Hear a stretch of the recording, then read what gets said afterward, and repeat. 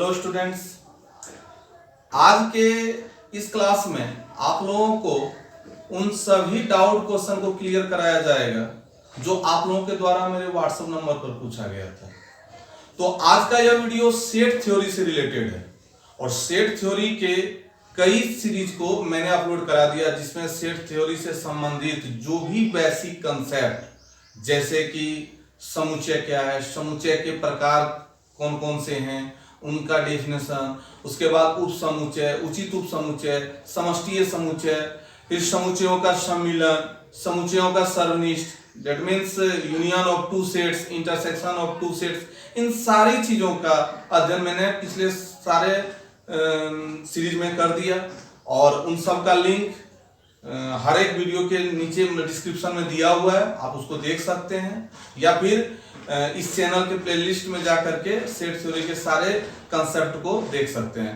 तो आज चलिए सबसे पहले उन सारे सवालों को सॉल्व कर लें जो आप लोगों के द्वारा डाउट क्वेश्चन के रूप में आया था। तो देखें, इसमें दिया है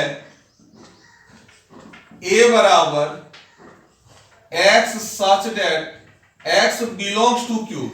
तो बिलोंग्स टू मतलब सूचित करता है या फिर अवयव है, तो q परिमेय संख्या है, क्योंकि इसके बारे में जो भी बातें थी पिछले सीरीज में बता ही दिया। x belongs to q and x square plus 3x minus 10 equal to 0, ये दिया हुआ है। तो इससे पहले रफ में सॉल्व कर लेंगे। तो इसको जब सॉल्व करते हैं तो x square plus 3x minus 10 equal to 0 लिख दिए। अब इसको गुणनखंड करेंगे तो देख रहे हैं कि 10 को जब तोड़ते हैं तो 10 एका 10 या फिर 5 दूनी 10, लेकिन 10 में 1 घटाने पर 3 नहीं आता है या जोड़ने पर 3 नहीं आता है। किंतु जब 10 को 5 और 2 गुणनखंड में लेते हैं, 5 दूनी 10 होता है, तो 5 में 2 तो 3 हो जाता है। इसको गुणनखंड करना आप लोग 10वां तक सीखे ही होंगे। x square plus 5x minus 2x minus 10 equal to 0। और जब इसको कैलकुलेट करेंगे तो एक भाग में ये हो जाएगा, यानी x प्लस 5 और एक हो जाएगा x माइनस 2, यानी इन दोनों को जब तोड़ेंगे तो गुणनखंड के रूप में x प्लस 5 होगा और x माइनस 2 होगा। अब इस तरह से x प्लस 5 को रखेंगे, ये उधर जाएगा तो 0, यानी x का मान माइनस 5 होगा, चूंकि प्लस 5 है तो जाएगा माइनस 5, और x का मान 2 होगा, यानी x बराबर माइनस 5, x बराबर 2। तो इस समीकरण को जब हल करते हैं तो x का मान माइनस 5 और x का मान 2 प्राप्त होता है। तो यहां लिखेंगे a बराबर x such that x belongs to q and x equal to minus 5 और x इक्वल टू 2, यानी इसको जब सॉल्व किए तो ये प्राप्त हुआ। अब यहाँ पर बता रहा है कि x बिलोंग्स टू q, यानी x जो होना चाहिए वो परिमेय संख्या होनी चाहिए। तो परिमेय संख्या तो ये भी है, परिमेय संख्या ये भी है, कारण कि जो p बटा q के रूप में लिखा जा सकता है। तो इसके नीचे अगर 1 लगाएंगे तो ये भी p बटा q के रूप में लिखा जाएगा, इसके नीचे 1 लगाएंगे तो ये भी p बटा q के रूप में लिखा जाएगा। तो लिख सकते हैं a बराबर माइनस 5 और 2, यानी a का अवयव माइनस 5 और 2 प्राप्त हुआ। ये समुच्चय a का है। अब समुच्चय b वाला जो दिया है वो भी लिखते हैं। Again b equal to x such that x belongs to i and minus 5 less than equal than s less than 17/8, ये दिया हुआ है। तो i क्या है? i है इंटीजर यानी पूर्णांक। तो पूर्णांक जो पूरा अंक हो, चाहे वो माइनस वाला हो चाहे वो प्लस हो और साथ में 0 हो। तो इसमें देखते हैं आगे, b बराबर x such that x belongs to i and, अब देखिए यहां पर क्या है कि माइनस 5 है तो रख देते हैं, less than equal than s less than. अब 8 से 17 को भाग देंगे तो कहीं भी देखेंगे तो समथिंग से, अब 8 से भाग देते हैं 17 को तो 2 पॉइंट यहां पर 10, तो यानी 2.1 समथिंग कुछ जाएगा, तो इसको रख लेते हैं। अब देखिए आगे, हमें दशमलव वाला मान नहीं लेना है, कारण कि पूर्णांक लेना है, x बिलोंग्स टू i, ये ध्यान रखिएगा। तो x बिलोंग्स टू i है, यानी x पूर्णांक का मान है, तो ये तो 2.1 पूर्णांक नहीं है और यहाँ का भी रहा इससे छोटा, तो इससे जस्ट छोटा क्या होगा? 2 होगा। यानी इसको लिख सकते हैं b बराबर -5 से लेकर जाना है तो -5 -4 -3 -2 है ना, फिर -1 0 1 2, बस इतना तक ही, कारण कि -5 से लेकर चलना है और 2.1 से कम है तो 2.1 से कम क्या होगा, 2 ही होगा, क्योंकि यही सब पूर्णांक है। 2 के बाद पूर्णांक 3 होता है तो 3 तो 2.1 से छोटा तो नहीं हो सकता है ना। तो इस तरह से b का अवयव ये सारा प्राप्त हुआ। a का अवयव पहले निकाल चुके हैं, b का अवयव अभी निकाले हैं। अब देखना है कि क्या a का टोटल अवयव b में है, तो a में देखिए क्या है, -5 है, तो लिखेंगे चूंकि -5 तो -5 b में भी है तो लिखेंगे -5 बिलोंग्स टू b। फिर यहाँ 2 तो 2 बिलोंग्स टू, तो 2 इसमें भी है b में, तो लिख देते हैं, यानी -5 b का अवयव है और 2 b का अवयव है। तो उस समुच्चय के बारे में हम लोगों ने पढ़ा था कि यदि समुच्चय a का प्रत्येक अवयव समुच्चय b का भी अवयव हो तो a b का उप समुच्चय कहलाता है। तो यहां देखिए a का प्रत्येक अवयव b का भी अवयव है तो लिख देंगे a सबसेट b, और यही प्रूव करना था, क्वेश्चन में तो ये दिया हुआ है कि दिखाएं कि a सबसेट ऑफ b, यानी a b का उप समुच्चय है, तो ये प्रूव हो गया। फिर नेक्स्ट क्वेश्चन बताते हैं। अब देखें क्वेश्चन नंबर 2, यहां दिया हुआ है, माना कि a बराबर ये अवयव है, b बराबर भी है, c बराबर भी दी है, तो दिए गए स्थितियों को संतुष्ट करते हुए सभी समुच्चय x निकालें, यानी x कोई समुच्चय है, जिस तरह से a b c है ना, तो x भी एक समुच्चय है, तो x निकालने के लिए कह रहा है जहां पर ये सारा कंडीशन दिया हुआ है। तो लिख लेते हैं, पहले दिया है a बराबर 1 2 3 4, b बराबर 1 2 3 और c बराबर दिया हुआ है 2 4। अब पहला कंडीशन इसमें दिया है कि x सबसेट ऑफ b, यानी x जो है कोई समुच्चय है वो b का उप समुच्चय है। तो पहले b का उप समुच्चय निकाल लेते हैं, चूंकि b का उप समुच्चय, तो उप समुच्चय यानी सबसेट, तो आप लोगों को बताए थे कि उप समुच्चय किस प्रकार निकाला जाता है। तो सबसे पहले फाई से शुरू करते हैं, क्योंकि फाई जो होता है वो प्रत्येक समुच्चय का उप समुच्चय होता है, तो इसका भी उप समुच्चय है, तो हो जाएगा पहले फाई, फिर जितना भी अवयव है, जो जो अवयव है उस सबको अलग अलग ब्रैकेट में रखते हैं, जैसे 1 को रखेंगे अलग ब्रैकेट में, 2 को अलग ब्रैकेट में, 3 को अलग ब्रैकेट में। अब जब ये अलग अलग हो गया फिर क्या करते हैं, 2 2 को लेकर चलते हैं, तो पहले 1 और 2 को ले लिए, फिर 1 और 3 को रखेंगे, फिर ये 2 और 3 को रखेंगे, और अंत में जब सारा हो जाता है कंडीशन तो समुच्चय में क्या होता है कि टोटल अवयव जो दिया हुआ है उसको एक साथ भी रखा जाता है, तो एक साथ रख दिए 1 2 3। तो ये अभी b का उप समुच्चय निकाले, तो यहां पर दिया है कि जो x समुच्चय है वो b का सबसेट है, तो मान लेते हैं कि यही टोटल x है, यहां लिख देंगे, इसलिए x इक्वल टू जो भी है कंडीशन 5 1 2 3, जो जो यहां पर दिया हुआ है 1 2, फिर 1 3, फिर 2 3 और अंत में 1 2 3। अब देखिए क्वेश्चन में क्या कर रहा है, ये फर्स्ट कंडीशन था, स्थिति दूसरा कंडीशन में है कि x is not equal b, लिखेंगे according to question x is not equal b। तो मतलब ये जो नॉट इक्वल है ना, इज नॉट इक्वल, तो ये कभी कभी उचित उप समुच्चय को भी बताता है, यानी उचित उप समुच्चय का 2 सिंबल होता है, एक ये और एक ये दोनों बताता है। तो यहां पर जो दिया हुआ है ये उचित उप समुच्चय वाली बात है, तो x जो है वो b का उचित उप समुच्चय है, तो b का तो उप समुच्चय देख रहे हैं हम लोग, लेकिन उचित उप समुच्चय में क्या होता है कि ये टोटल अवयव को लिखा नहीं जाता। पिछले सीरीज में मैंने बताया था, उप समुच्चय निकालना भी आप लोगों को बताया था और उचित उप समुच्चय निकालना भी बताया था, प्रॉपर सबसेट। तो प्रॉपर सबसेट में क्या होता है कि जो अवयव रहते हैं वो टोटल एक साथ नहीं लिखे जाते हैं, यानी यहां पर लिखेंगे चूंकि बी का उचित उपसमुच्चय,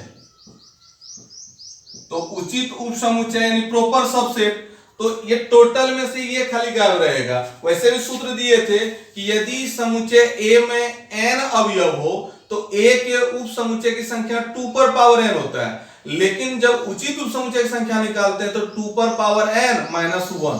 तो यहां पर क्या करेंगे, b का उचित उपसमुच्चय निकालेंगे तो 5 होगा, फिर यहीं से उठा लेते हैं, 1 अलग, 2 अलग, 3 अलग, यानी प्रत्येक अवयव को अलग अलग ब्रैकेट में रख लिए।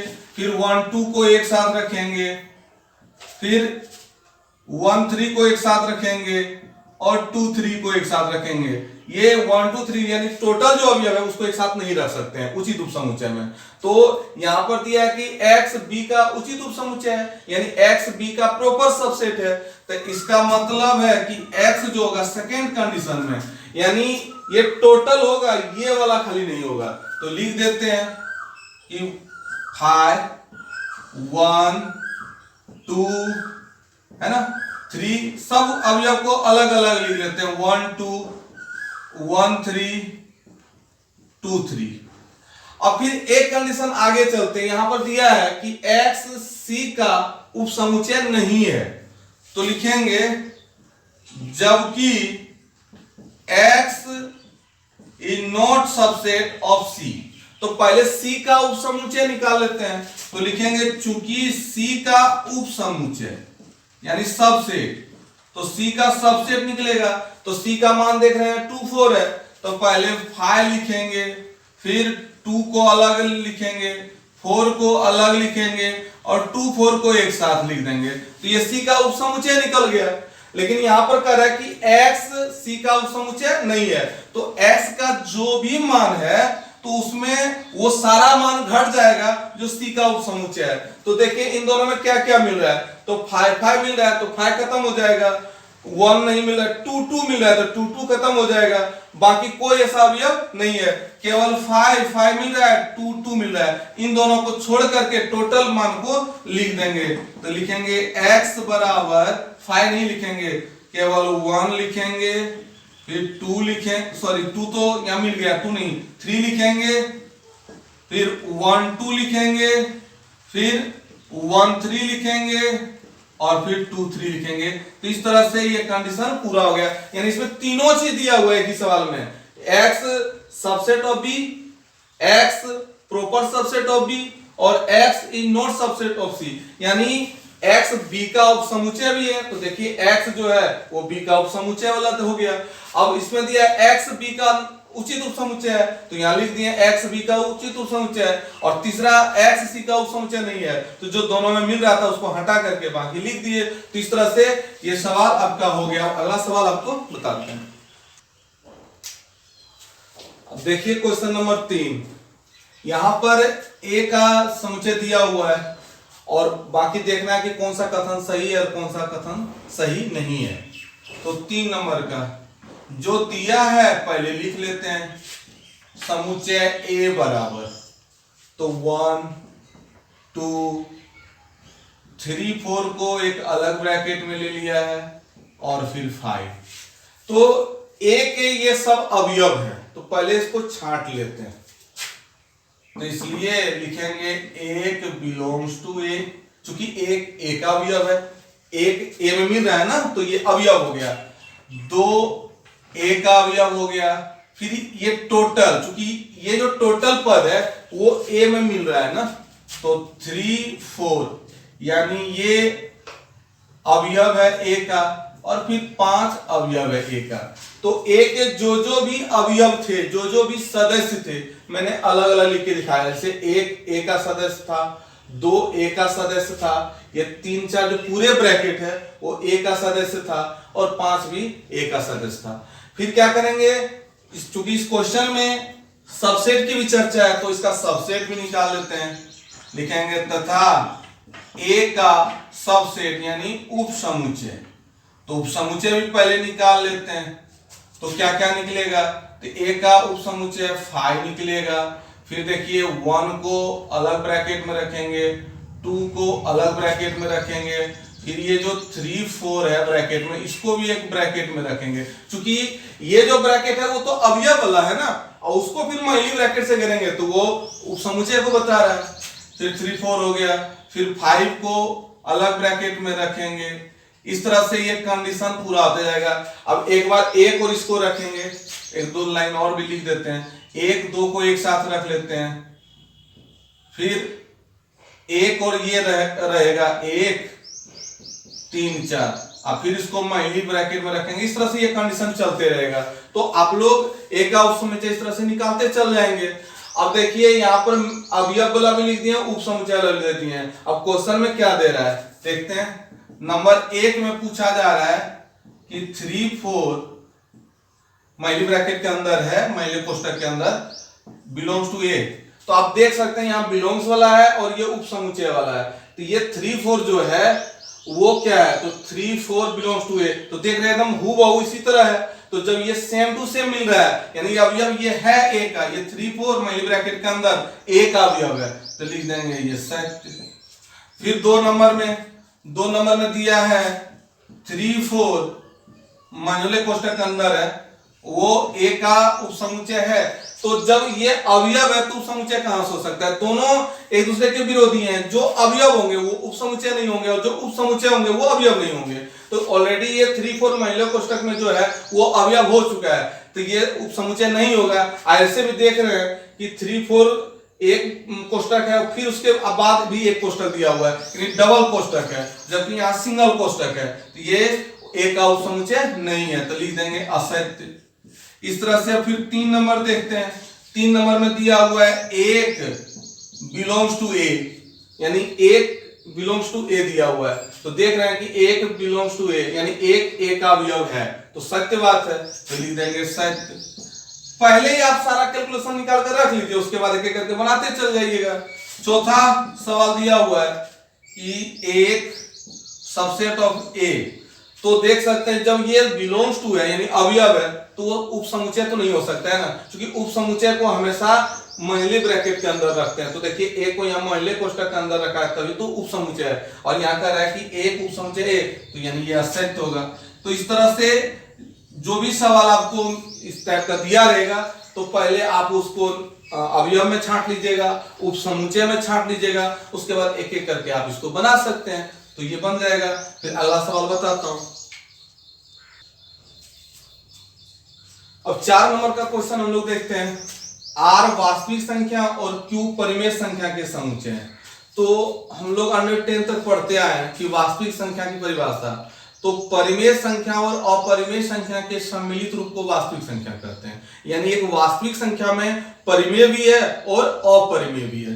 तो यहाँ R वास्तविक संख्या है, तो लिखेंगे 4 में दिया है R बराबर वास्तविक संख्या, यानी इसका समुच्चय है ये, और Q परिमेय संख्या। तो इसमें निकालना है कि R माइनस Q को समुच्चय निर्माण के रूप में लिखना है। तो जैसे कि कहीं भी मान लेंगे, जैसे मान लेते हैं R बराबर, R जो होता है वास्तविक संख्या वो परिमेय और अपरिमेय का सम्मिलित रूप होता है। तो मान लेते हैं R बराबर 1 है, 2 है, फिर √3 है, √5 है, फिर 6 है, इस तरह से। तो 1 2 6 जो देख रहे हैं वो परिमेय संख्या है, और √3 √5 जो देख रहे हैं वो अपरिमेय संख्या है।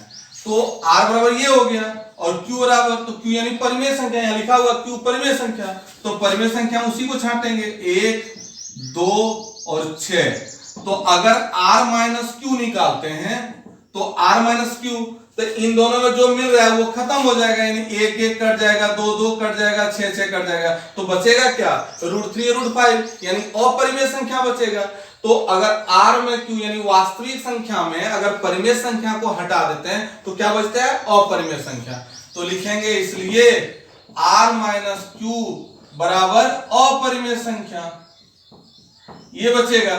लेकिन क्वेश्चन में पूछा जा रहा है कि R माइनस Q को समुच्चय निर्माण के रूप में लिखना है, तो लिखेंगे R माइनस Q बराबर एक्स सच दैट एक्स, क्योंकि आपको बताए थे कि समुच्चय को व्यक्त करने की दो विधियां हैं, एक रोस्टर फॉर्म है और एक सेट बिल्डर फॉर्म है। रोस्टर रूप को सारणी रूप भी कहते हैं और सेट बिल्डर फॉर्म को समुच्चय निर्माण रूप कहते हैं। तो समुच्चय निर्माण रूप में लिखना है तो एक्स सच दैट एक्स अपरिमेय संख्या है, चूंकि आप जान रहे हैं कि वास्तविक में परिमेय घट जाता है तो अपरिमेय संख्या है, तो यही रिजल्ट हुआ r माइनस क्यू। क्योंकि r वास्तविक, क्यू परिमेय, तो r माइनस क्यू जो होगा वो अपरिमेय होगा। फिर अगला क्वेश्चन बताता हूं। अब 4 तो हो ही गया, अब क्वेश्चन नंबर 5 की ओर चलते हैं। तो प्राकृत संख्याओं के समुच्चय को समष्टीय समुच्चय मानते हुए निम्न के पूरक निकालना है। तो मान लेंगे, माना समष्टीय समुच्चय यानी एस, समष्टीय समुच्चय को क्या मान लेते हैं, एस मान लेते हैं। बताया था समष्टीय समुच्चय को आप एस मान सकते हो, यू मान सकते हो, एक्स मान सकते हो, एक्सआई मान सकते हो, ओमेगा मान सकते हैं। तो माना समष्टि समुच्चय बराबर एस, तो एस क्या है, प्राकृत संख्याओं का समुच्चय है। तो लिख देंगे अकॉर्डिंग टू क्वेश्चन एस बराबर 1 2 3 डॉट डॉट डॉट इंफिनिटी तक, अनंत तक। क्योंकि इसमें प्राकृत संख्या है तो प्राकृत संख्या का कोई अंत नहीं है, तो एक से शुरू होता है, लिख दिए। अब नंबर 1 में पूछा जा रहा है एक्स सच दैट एक्स एक सम प्राकृत संख्या है, तो लिखेंगे नंबर 1। तो कोई भी सेट इसको मान सकते हैं, ए उसको बी इसको सी इसको डी इसको मान लेंगे। तो जो पहले क्वेश्चन दिया हुआ लिख लेते हैं एक्स सच दैट एक्स एक सम प्राकृत संख्या है, तो इसको मान लेंगे। माना ए बराबर, अब x सच दैट x एक सम प्राकृत संख्या, तो जितने ही सम संख्या होंगे प्राकृत संख्या उसी को यहां पर रखेंगे। तो 2 से शुरू होता है, 2 4 6 8 डॉट डॉट डॉट इंफिनिटी तक। तो ये हो गया x सच दैट x एक सम प्राकृत संख्या, यानी a का मान ये निकल गया। तो हमें पूरक निकालना है क्योंकि सबका पूरक पूछा जा रहा है। तो a का पूरक, तो पूरक कैसे होता है, तो किसी भी समुच्चय का पूरक समष्टि समुच्चय में उसे घटाने के बाद जो प्राप्त मान होता है वही होता है। तो a का पूरक हो जाएगा s माइनस a। तो s क्या है, s है 1 2 3 डॉट डॉट डॉट इंफिनिटी। अब इसमें a घटाएंगे तो a क्या है 2 4 6 इस तरह से इंफिनिटी। तो अब ध्यान दीजिएगा कि ये 1 से लेकर अनंत तक है, ये 2 4 6 8, तो इसमें कौन कौन कटेगा, तो जैसे ये 2 कटेगा, मान लिया यहाँ 4 है तो ये 4 4 कटेगा। इस तरह से जो जो सम संख्या इधर कटते चल जाएगा, मतलब दोनों में सम संख्या मिलते जाएगा। तो बचेगा क्या 1 3 5 इस तरह विषम संख्या में बचेगा। तो लिख सकते हो इसलिए a डैश बराबर x सच दैट x एक विषम प्राकृत संख्या है। समझ गए ना, चूंकि जब x सच दैट x सम प्राकृत संख्या और जब पूरा निकालना है तो सम खत्म हो जाएगा तो विषम बचेगा। चूंकि प्राकृत संख्या में सम और विषम दो ही टाइप की तो संख्या होती है, तो सम हट गया तो विषम निकल गया। अब इस तरह से 2 नंबर का क्वेश्चन भी आप बना सकते हो। 2 नंबर में दिया हुआ है x सच दैट x एक अभाज्य संख्या है, तो x सच दैट x एक अभाज्य संख्या है।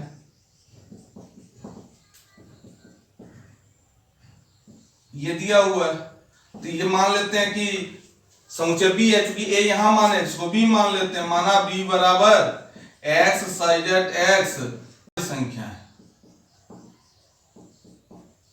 तो अभाज्य संख्या कहां से शुरू होती है, 2 से, 2 3 5 7 इस तरह से होती है।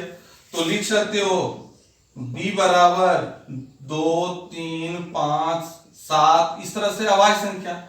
अब हमें b डैश निकालना है यानी पूरा निकालना है, तो b डैश बराबर हो जाएगा समष्टि समुच्चय घटा समुच्चय, यानी जिसका पूरा निकालना है। तो समष्टि समुच्चय यहां दिया हुआ है 1 2 3 4 इस तरह से इंफिनिटी तक दिया हुआ है, और इधर 2 3 5 7 इस तरह से दिया हुआ है। तो ध्यान रहे कि ये तो टोटल संख्या दी हुई है प्राकृत संख्या, इसमें वो संख्या है जो अभाज्य है, तो अभाज्य अभाज्य मिलते चल जाएगा, वो सब हटते चल जाएगा। तो इधर क्या बचेगा, केवल भाज्य संख्या बचेगा। तो लिख सकते हैं बी डैश बराबर एक्स सच दैट एक्स एक भाज्य संख्या है, और साथ में एक को आप अलग रख सकते हो, ये एक भी भाज्य में, लेकिन उसको भाज्य और अभाज्य से परे रखा जाता है, तो उसको लिख देना x बराबर 1, यानी x सच दैट x एक अभाज्य संख्या है एवं x बराबर 1। तो इस तरह से इसका पूरा निकला, इसको देख ही लिए। अब इसमें 3 नंबर और 4 नंबर इस टाइप का सवाल दिया हुआ है, तो उसको भी देख लेते हैं। 3 नंबर और 4 नंबर भी देखें, आसानी से आप बना सकते हो। 3 नंबर में क्या दिया हुआ है, x such that x greater and equal than 7 जहां x बिलोंग्स टू n, ये दिया हुआ है। अब ऐसा करना कि जब इसको a माने हैं, इसको b माने हैं, तो इसको c मान लेंगे। तो मान लेते हैं c बराबर x such that x greater and equal than x belongs to n, यानी x जो है वो नेचुरल नंबर है, प्राकृतिक संख्या है, लेकिन कहां तक, x से बड़ा और x के बराबर, ये सॉरी x 7 से बड़ा और 7 के बराबर। तो लिख सकते हो 7 8 9 10 डॉट डॉट डॉट इंफिनिटी तक, अनंत तक, यानी 7 के बराबर भी है और 7 से बड़ा है, तो 7 के बराबर 7 ले लिए और 7 से बड़ा जहां तक जाएगा। अब निकालना इसका पूरक, तो वही s माइनस c होगा। तो s तो अभी तुरंत मिटाए थे, s वही पूरे के लिए, चारों सवाल के लिए s वही है, तो s बराबर हो जाएगा 1 2 3 4 5 डॉट डॉट डॉट, और c होगा 7 8 9 10 डॉट डॉट डॉट। अब ध्यान देना है कि 7 से लेकर इधर टोटल मिल गया, क्योंकि यहां भी है 7 से लेकर अनंत तक, और इधर 7 से लेकर अनंत तक, ये दोनों खत्म हो जाएगा। तो बचेगा क्या, तो 1 2 3 4 5 6, बस 6 तक, कारण कि 7 तक तो उधर गायब हो गया। तो लिख सकते हैं c डैश बराबर x such that x less than 7 और x बिलोंग्स टू n, यानी x जो है वो 7 से छोटा है, तो देखते हैं 7 से छोटा है और क्या है, तो x नेचुरल नंबर है, यानी सब प्राकृतिक संख्या है। तो ये 3 नंबर भी आपका हो गया, 1 हो गया, 2 हो गया, 3 हो गया। अब चौथा है, तो चौथा है x सच दैट 2x + 5 = 9, तो वो भी देख लेते हैं। x सच दैट 2x + 5 = 9, तो इसको देखिए, मान लीजिए जब c मान लिए तो इसको d मान लेते हैं। माना d बराबर x सच दैट 2x + 5 = 9। अब ध्यान रहे, इसको जब कैलकुलेशन कहीं करते हैं रफ में, तो 2x बराबर 5 उधर चला जाएगा, तो 5 जब प्लस में उधर जाकर के माइनस में, तो 9 में 5 घटेगा तो 4 बचेगा, फिर x = क्या हो जाएगा 4/2, यानी x का मान 2 आएगा। तो लिख सकते हो d = 2। अब जब d डैश निकालना है, यानी पूरा निकालना है, तो s माइनस d होगा। तो s क्या है, तो s प्राकृतिक संख्या का समूह है और d केवल 2 है, तो क्या करेंगे, d डैश बराबर हो जाएगा x सच दैट x एक प्राकृतिक संख्या है, x प्राकृतिक संख्या है जहां ये 2 को छोड़ करके, क्योंकि पूरक में 2 तो गायब हो गया, जहां x ≠ = 2, यानी 2 को छोड़ करके। तो इस तरह से ये आंसर प्राप्त हुआ। तो आप कोई भी चीज मान सकते हो, s मान सकते हो, u मान सकते हो, समष्टि समुच्चय तो कुछ भी मान सकते हो। अब एक देखिए 6 नंबर का जो क्वेश्चन आया है, तो 6 में पूछा गया है कि माना किसी समतल में स्थित सभी त्रिभुजों का समुच्चय समष्टि समुच्चय है। तो समष्टि समुच्चय में क्या क्या आ सकता है, तो सभी त्रिभुज, जैसे समबाहु त्रिभुज, विषमबाहु त्रिभुज, समद्विबाहु त्रिभुज, समकोण त्रिभुज, न्यूनकोण त्रिभुज, जो भी दिया हुआ अधिकोण त्रिभुज। अब इसमें कह रहा है कि a उन सभी त्रिभुज का समुच्चय है जिसका एक कोण 60 डिग्री से भिन्न है। तो देख लीजिए, जितना भी त्रिभुज है, एक समबाहु त्रिभुज को छोड़ करके प्रत्येक त्रिभुज में सारे कोण बराबर नहीं होते हैं, यानी 60 डिग्री अगर एक कोण है तो बाकी 60 डिग्री से अधिक हो सकते हैं या 60 डिग्री से कम हो सकते हैं। केवल एक समबाहु त्रिभुज है जो 60 डिग्री के बराबर तीनों कोण होता है। तो जब a बता रहा है कि वो सारा त्रिभुज जो 60 डिग्री से भिन्न है, तो निश्चित रूप से a डैश जो निकलेगा वो 60 डिग्री कोण वाला होगा। तो 60 डिग्री कोण वाला कौन हो सकता है, तो समबाहु त्रिभुज का समुच्चय हो सकता है। तो ये सवाल आप खुद भी बना सकते हैं। फिर नेक्स्ट टॉपिक में, नेक्स्ट सीरीज में फिर से डाउट क्वेश्चन को लेकर के आते हैं और नया कंसेप्ट लेकर के आते हैं। तब तक के लिए धन्यवाद।